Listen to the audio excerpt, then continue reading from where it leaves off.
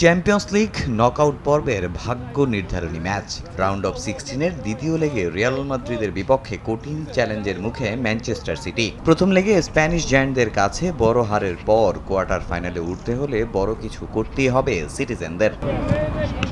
মাদ্রিদের সান্তিয়াগো বার্নাবুতে প্রথম লেগে ফেদ্রিক বালবার্দের হ্যাটট্রিকে ৩-০ জয়ে কোয়ার্টার ফাইনালের পথে অনেক এগিয়ে লস ব্লাঙ্কোস। সেরা ৮-এ জায়গা নিশ্চিতে ইতিহাদে, তাই শুরু থেকেই আক্রমণাত্মক ফুটবল খেলতে হবে ম্যান সিটিকে। জয় পেতে হবে কমপক্ষে ৪-০ ব্যবধানে। ঘরের মাঠ হলেও সর্বোচ্চ ইউসিএল জয়ী দলটার বিপক্ষে সেটা এক প্রকার অসম্ভবই বলা যায়, যদিও এখনো আশায় বুক বেঁধে আছেন সিটিজেন বস পেপ গার্দিওলা।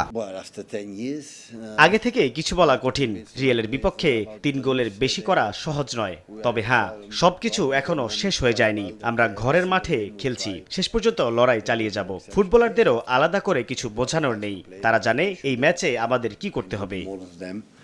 প্রিমিয়ার লিগে ওয়েস্ট হ্যামের বিপক্ষে ১-১ ড্র করে কিছুটা চাপে আছে সিটি। অন্যদিকে লা লিগায় আত্মবিশ্বাসী জয় পেয়েছে Real Madrid. Defence, midfield, attacking ৩ ডিপার্টমেন্টই রিয়ালকে দেখাচ্ছে স্বপ্ন। ইনজুরি কাটিয়ে ম্যাচে ফিরছেন দলের অন্যতম ভরসা কিলিয়ান এমবাপ্পে, যা রিয়ালের আক্রমণ ভাগকে আরও শক্তিশালী করবে। এমবাপ্পে ফেরা মানে দলে বাড়তি শক্তি যোগ হওয়া। সে ফিরছে, সেটা আমাদের জন্য স্বস্তির। তবে বিশ্বসেরা ফুটবলারকে ছাড়াও আমরা দারুণ জয় পেয়ে দেখিয়েছি। এটাই রিয়াল মাদ্রিদ। আমার দল অনেক আত্মবিশ্বাসী, খেলোয়াড়রা প্রতিদিনই উন্নতি করছে এবং আমরা ম্যাচের জন্য সর্বোচ্চ প্রস্তুত। প্রথম লেগের বড় ব্যবধানের জয়ই এখন স্প্যানিশ ক্লাবটিকে এগিয়ে রাখছে। সব মিলিয়ে কোয়ার্টার ফাইনালের টিকিট নিশ্চিত করতে ঘরের মাঠে সিটির প্রয়োজন দারুণ একটা কামব্যাক।